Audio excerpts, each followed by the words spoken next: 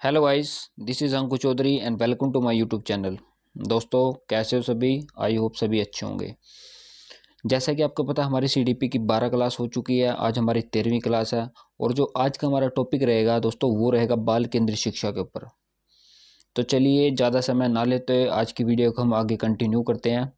तो दोस्तों, बात करते हैं बाल केंद्रित शिक्षा पर। क्या होता है दोस्तों बाल केंद्रित शिक्षा?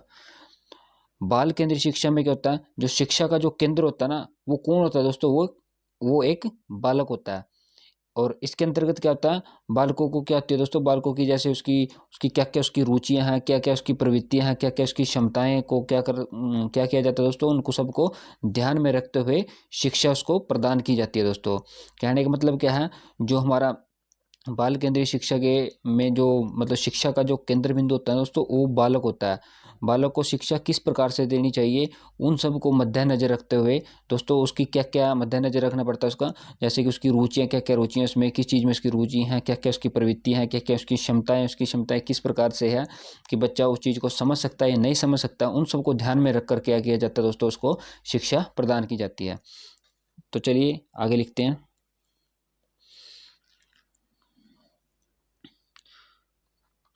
तो क्या होगा दोस्तों, बाल केंद्रित शिक्षा में बाल केंद्रित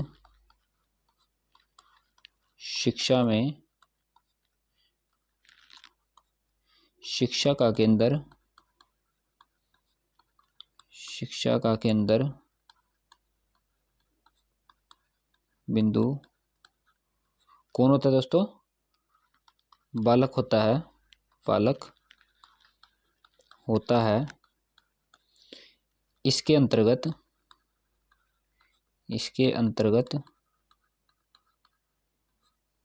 क्या होता है दोस्तों, बालक की रुचियों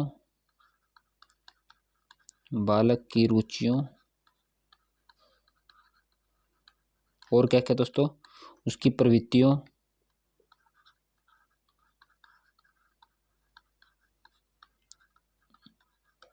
और उसकी क्षमताओं को ध्यान में रखते हुए क्या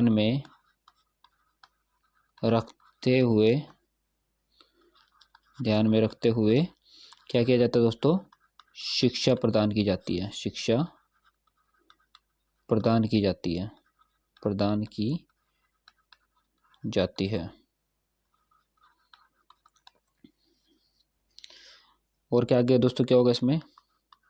तो दोस्तों, जो बाल केंद्रीय शिक्षा का जो मुख्य उद्देश्य क्या होता है दोस्तों, बाल केंद्र क्या होता है, उसका चहुमुखी विकास करना होता है। क्या करना होता है उसका? चहुमुखी विकास करना होता है। तो इसके अंदर हम लिखेंगे बाल केंद्रीय शिक्षा का मुख्य उद्देश्य क्या दोस्तों? मुख्य उद्देश्य बालक का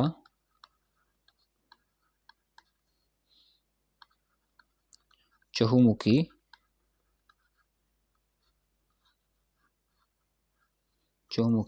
विकास करना होता है दोस्तों। विकास करना होता है दोस्तों। और क्या पॉइंट होगा दोस्तों इसमें होगा इसके अंतर्गत क्या किया जाता है दोस्तों, किस चीज़ पर बल दिया जाता है? इसके अंदर दिया जाता है हस्तपरक गतिविधियों के ऊपर बल दिया जाता है। लिखेंगे इसमें किस पर? हस्तपरक गतिविधियों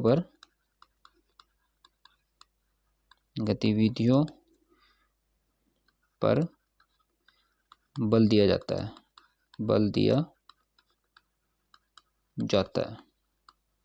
आगे देखते हैं और पॉइंट इसके। तो दोस्तों, और क्या पॉइंट हो गए इसके? वो हो गया जैसे कि जो दोस्तों आपने देखोगे, जो आज की जो शिक्षा की जो पद्धति है, वो कैसी है? वो बाल केंद्रित है।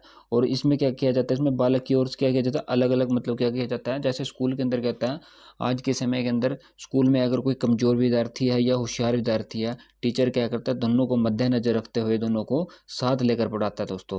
क्या करके करता है? दोनों को साथ लेकर पढ़ाता है। तो इसके अंदर लिखेंगे आज की शिक्षा पद्धति आज की शिक्षा पद्धति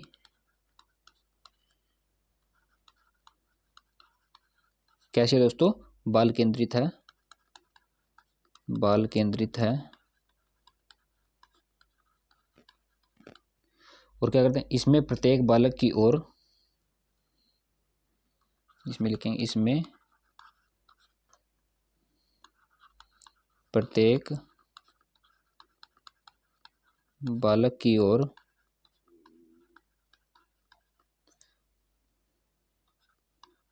अलग से ध्यान दिया जाता है, ध्यान दिया जाता है। किन बालकों दोस्तों? पिछड़े बालकों पर, पिछड़े बालकों को ध्यान में रखकर, ध्यान में रखकर पाठ्यक्रम देने का प्रयास किया जाता है दोस्तों, प्रयास किया जाता है। क्या किया जाता है दोस्तों? यह शिक्षा कैसी है? यह शिक्षा पद्धति बाल केंद्रित है। इसके अंदर क्या किया जाता है, अगर कक्षा के अंदर क्या है, एक कमजोर विद्यार्थी है और एक होशियार विद्यार्थी है, तो शिक्षक क्या करता है दोस्तों, दोनों को एक साथ लेकर उन दोनों को आपस में मद्देनजर रखकर क्या करता है दोस्तों, दोनों को एक जैसी शिक्षा देता है, दोनों को एक साथ लेकर चलता है। ऐसा नहीं है कि होशियार बच्चे पे ज़्यादा बल देगा और जो कमज़ोर विद्यार्थी है उसके ऊपर बल नहीं देगा, ऐसा नहीं है दोस्तों। तो क्या करेगा टीचर, दोनों को मद्देनजर लेकर दोनों को एक साथ अच्छी शिक्षा देगा दोस्तों। आगे देखते हैं। आगे दोस्तों बाल केंद्रित शिक्षण के सिद्धांत क्या क्या है? तो सबसे पहला है दोस्तों लोकतांत्रिक सिद्धांत। इसके अंदर क्या होता है, लोकतांत्रिक के अंदर क्या है दोस्तों, मतलब सभी छात्रों को क्या एक समान दृष्टिकोण से देखना दोस्तों। किस दृष्टि से देखना? अभी हमने एग्जांपल दिया था कि जो आज की जो शिक्षा है जो कैसी है, बाल केंद्रित है। इसके अंदर क्या क्या किया जाता है दोस्तों, टीचर क्या करता है, कमजोर विद्यार्थी पर और होशियार विद्यार्थी को, दोनों को क्या करता है, दोनों को साथ लेकर पढ़ाता है। तो वही चीज़ है दोस्तों कि ये लोकतांत्रिक सिद्धांत में क्या है कि सभी छात्रों को एक समान दृष्टिकोण से देखना ही क्या कहलाता है, लोकतांत्रिक कहलाता है दोस्तों। जिसमें क्या होता है, उसको मतलब जो कमजोर विद्यार्थी है उसके साथ भेदभाव नहीं किया जाता। तो इसके अंदर क्या लिखेंगे, सभी छात्रों को एक समान, सभी छात्रों को एक समान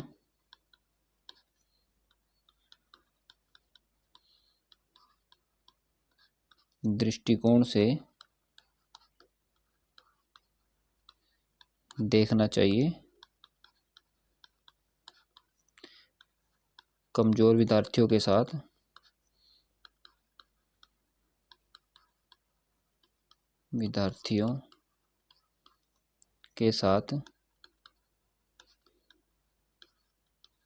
भेदभाव नहीं करना चाहिए, नहीं करना चाहिए। आगे देखते हैं दोस्तों। अगला पॉइंट है दोस्तों हमारा सर्वांगीण विकास का सिद्धांत। इसके अंदर क्या होता है दोस्तों, इसमें होता है बालकों में क्या होता है उसके सभी पक्षों को, जैसे कि मतलब उसका सामाजिक पक्ष हो गया, उसका सांस्कृतिक, उसका शारीरिक, सभी पक्षों को क्या किया जाता है, विभाजित करके दोस्तों, मतलब कि उनको विकसित करके दोस्तों क्या किया जाता है, उन पर बल दिया जाता है। मतलब सबको मद्देनजर रखकर उसके शारीरिक विकास को भी, कि बच्चे का शारीरिक कैसा है, उसकी मानसिकता कैसी है, उसका जो उसकी संस्कृति है दोस्तों, सबको क्या मद्देनजर रखकर क्या किया जाता है, उस पर बल दिया जाता है। तो इसके अंदर हम क्या लिखेंगे, बालकों में उसके सभी पक्षों को, बालकों में उसके सभी पक्षों को, कौन कौन से दोस्तों, उसके कह सकते हैं हम सामाजिक, सांस्कृतिक, मानसिक, और दोस्तों एक और लिख सकते हैं हम इसमें खेल, इन सभी को मद्देनजर रखकर क्या किया जाता है दोस्तों, विकसित करने पर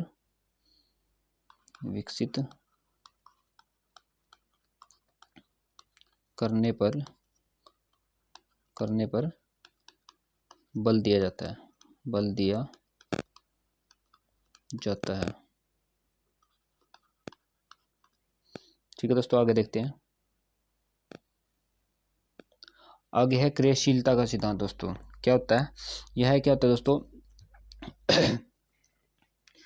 इसके अंदर क्या होता है, शिक्षण मतलब जो छात्रों की जो क्रियाशील होती है ना, उसको मतलब ध्यान में रखकर दोस्तों क्या किया जाता है, उसको शिक्षा प्रदान की जाती है, उसको ज्ञान प्रदान किया जाता है। क्या किया जाता है, छात्रों की जो क्रियाशीलता है उसको ध्यान में रखकर उसको क्या किया जाता है, ज्ञान प्रदान किया जाता है। दोस्तों किसी भी मतलब क्रिया को करने में क्या होता है, छात्र के क्या हाथ पैर व उसका मस्तिष्क मतलब सब क्या हो जाते हैं दोस्तों, कह सकते हैं हम क्रियाशील हो सकते हैं, क्रियाशील हो जाते हैं। दोस्तों कहने का मतलब ये है कि अगर किसी छात्र को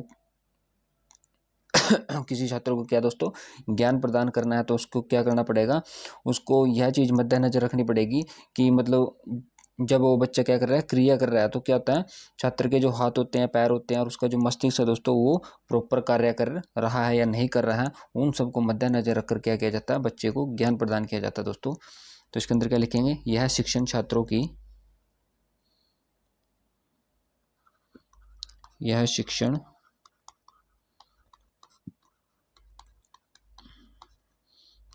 छात्रों की क्रियाशील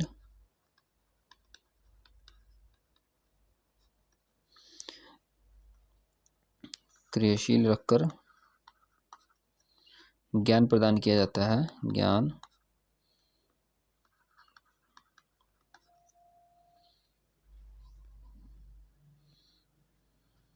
ध्यान रखकर ज्ञान प्रदान किया जाता है।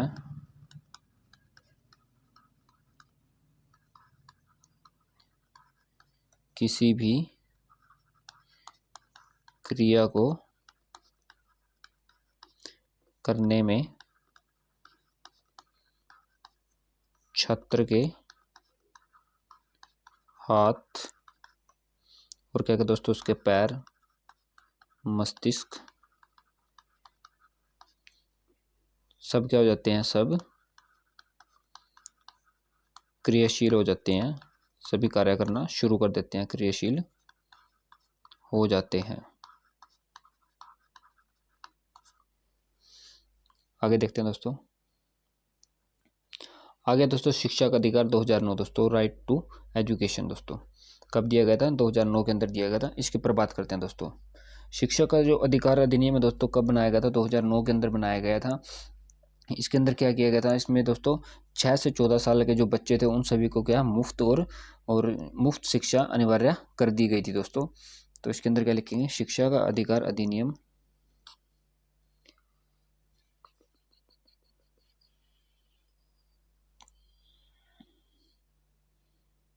एक मिनट दोस्तों,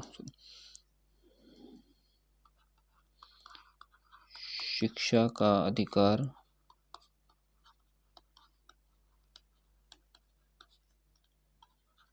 अधिनियम 2009 क्या दोस्तों, राज्य, परिवार और किसकी सहायता है दोस्तों, परिवार और समुदाय लिख सकते हैं, समुदाय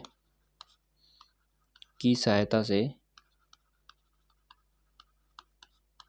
यह अधिनियम बनाया गया था दोस्तों कि क्या 6 से 14 वर्ष तक के बच्चों को शिक्षा क्या मुफ्त और अनिवार्य की गई थी दोस्तों, मुफ्त और अनिवार्य की गई थी। आगे देखते हैं दोस्तों।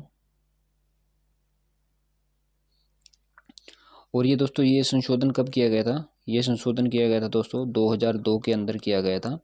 और कौन से संविधान संशोधन के अंदर था दोस्तों, ये हमारे 86 में संविधान संशोधन हुआ था। संशोधन के अंदर कहा गया था, और किस आर्टिकल के अंदर था दोस्तों, ये आर्टिकल था 21A के दोस्तों, कौन से भाग में, भाग नंबर 3 के मध्य में क्या था दोस्तों, 6 से 14 वर्ष तक के बच्चों को सभी को क्या है, शिक्षा मुफ्त दी जाएगी। दोस्तों कब दिया गया था ये संशोधन, कब किया गया था, ये 2002 के अंदर किया गया था। कौन से संशोधन में किया गया था, 86वें संविधान संशोधन के अंदर किया गया था दोस्तों। और कौन सा आर्टिकल था, 21A आर्टिकल था दोस्तों, भाग नंबर हमारा 3 कहलाता है जो। तो उसके अंदर दोस्तों इसको क्या किया गया था, शामिल किया गया था। क्या किया गया था, 6 से 14 साल तक के जो बच्चे हैं उनको शिक्षा जो है मुफ्त में शिक्षा दी जाएगी, और उस शिक्षा को क्या कर दिया गया, अनिवार्य कर दिया गया। और किसकी सहायता से किया गया था दोस्तों ये अधिनियम, ये राज्य सरकार की, परिवारों की सहायता से और समुदाय की सहायता से क्या किया गया था, 6 से 14 साल तक के सभी बच्चों को मुफ्त में शिक्षा दी जाएगी। और क्या था दोस्तों, एक और इसके अंदर इसको प्रभावी बनाने के लिए दोस्तों क्या किया गया था, 4 अगस्त 2009 को 4 अगस्त 2009 को लोकसभा में क्या किया गया दोस्तों, एक अधिनियम पारित किया गया था। लोकसभा में अधिनियम पारित किया गया था दोस्तों, अधिनियम पारित किया गया था। क्या किया गया दोस्तों, जो क्या था वो शिक्षा के ऊपर ही था दोस्तों। देश के अंदर, पूरे देश के अंदर शिक्षा को लागू, शिक्षा अधिनियम को लागू करने के लिए इस अधिनियम को क्या किया गया था दोस्तों, पारित किया गया था। और ये कब पारित हुआ था दोस्तों, ये हुआ था हमारा 1 अप्रैल 2010 को, 1 अप्रैल 2010 को हुआ था दोस्तों। और इस दिन क्या होता, पूरे देश के अंदर क्या कर दिया गया था, इस अधिनियम को लागू कर दिया गया था दोस्तों। क्या कर दिया गया था, लागू कर दिया गया था। आगे देखते हैं दोस्तों,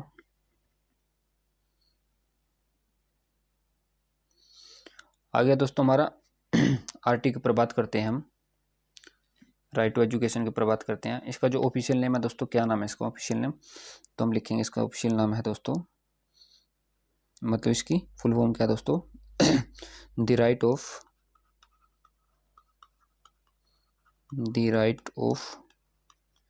children to free and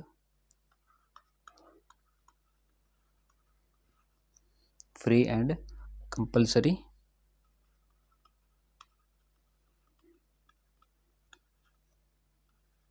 education. RT की फुल फॉर्म क्या है दोस्तों, the right of children to free and compulsory education.